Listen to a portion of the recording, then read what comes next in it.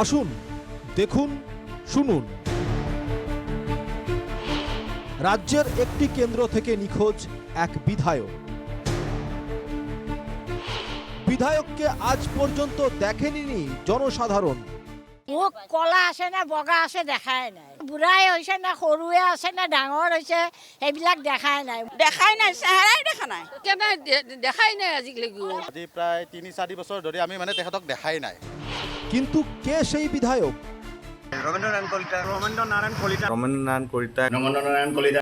হ্যাঁ, সাবেক পশ্চিম গুয়াহাটি কেন্দ্রের 6 বারের বিধায়ক তথা বর্তমানের নবগঠিত মধ্য গুয়াহাটি কেন্দ্রের অগপর প্রার্থিত্ব প্রত্যাশী রবীন্দ্র নারায়ণ কলিতা যেন নিখোঁজ। বিধানসভা নির্বাচনের গরম বাতাস বয়ে যাওয়ার সময়ও নবগঠিত মধ্য গুয়াহাটি কেন্দ্রের সাধারণ মানুষের মধ্যে নেই রবীন্দ্র নারায়ণ কলিতা। তার কারণ কি জানেন? শুনুন ভোটারদের মুখেই। ভালকে লাইট নাই, পানী নাই, মানুহৰ ৰাস্তা ঘাট নলা নৰ্দমাৰ অৱস্থা নাই, কোনো কাম কৰা নাই, নালা নৰ্দমা কোনো নাই, পানীৰ বিৰাটে বিশেষ কষ্ট আমাৰ পানী, কিন্তু পানীৰ কাৰণে ষ্ট্ৰিট লাইট নাই, পানী নাই। হ্যাঁ, নেই মানে একেবারেই নেই, তাই হয়তো বিধায়ক এবং জনতার মধ্যে কোনো দেখা দেখিও নেই। তাহলে গত 10 বছরে পশ্চিম গুয়াহাটিতে কি করলেন বিধায়ক রবীন্দ্র নারায়ণ কলিতা? একো কাম কৰা নাই তেওঁ আজিলৈকে। ভোট দি জিতালো ঠিকে, আমি তেখেতৰ চেহেৰাটো কোনো পাব্লিকে চিনিয়ে নাপায়। এতিয়াও বিপুল ভোটত জিতাছো আমি, বহুত অনাহাৰে কাম কৰিছোঁ ৰবীন্দ্ৰ কলিতাৰ কাৰণে আমি, কিন্তু আমাৰ সেই ফল আমি নাপালোঁ। আমাৰ পাহাৰৰ মানুহখিনিৰ পানীৰ সমস্যা, বানপানী হয়, ইয়াতে একাঠু পানী হয়, এইবোৰতো চাবই নাহে ন।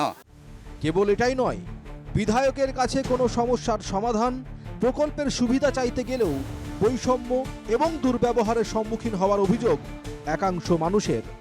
তেওঁ তাৰমানে যেতিয়া অৰুণোদয় আনিব যায়, ৰেচন কাৰ্ড বনাব যায়, 750 টাকা কৰি নিছে, আৰু ফৰ্ম ফিল আপ কৰাওঁতে 550 টাকা কৰি নিছে, কিন্তু ৰেচন কাৰ্ড কাকো দিয়া নাই, অৰুণোদয় কাকো দিয়া নাই, চহীও নাই দিয়ে। চহী দিব কওঁতে কৈছে যে এজিপিৰ চহী হ'লে আমি দিম, বিজেপিৰ বুথ প্ৰেচিডেণ্টৰ চহী দি আমি 4 নম্বৰৰ অৰুণোদয় লাগে, হিৰৰ সেন্দুৰখিনি মুচি আহিম। তেওঁ যদি আমি এপ্লিকেশ্যন দিব যাওঁ, তেওঁ তাৰমানে গ্ৰহণ নকৰে।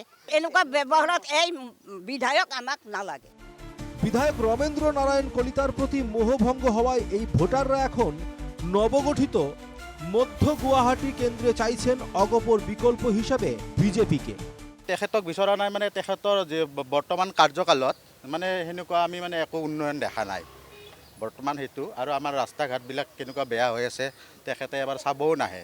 এতিয়া আমাৰ কথা হ'ল যে আমাৰ সমষ্টিত যোনে ভাল কাম কৰিব আমি তেখেতকে ছাপোৰ্ট কৰিম। তাৰমানে আমাক চেণ্ট্ৰেল গুৱাহাটীত বিজেপিৰ বাহিৰে কাকোৱে নালাগে, আমাক বিজেপিয়ে লাগে। আৰু আমাৰ দাদা আমাক বহুত চাইছে ইয়াতে, মৰলদাৰ নাম চবেই জানে। মৰলদা আহি কিনে ঘৰে ঘৰে আমাক আহি কিনে সোধে কি প্ৰব্লেম হৈছে, কি নাই হোৱা। মৰলদাক আমি বিচাৰিছোঁ এইবাৰ। আমাক এতিয়া বৰ্তমান ৰবীন্দ্ৰ নাৰায়ণ কলিতা আমাক নালাগে, গতিকে আমি এটা চেঞ্জ বিচাৰিছোঁ, আৰু আমাক লাগে বিজেপি পাৰ্টি।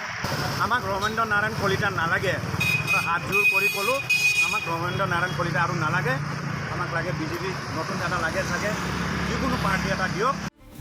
একদিকে কেন্দ্র হারানোর ভয়ে কম্পমান রবীন্দ্র নারায়ণ কলিতা, অন্যদিকে ভোটারদের ক্ষোভের বহিঃপ্রকাশ। সব মিলিয়ে বিধায়ক কলিতার নির্বাচনী অঙ্ক জটিল হয়ে উঠেছে।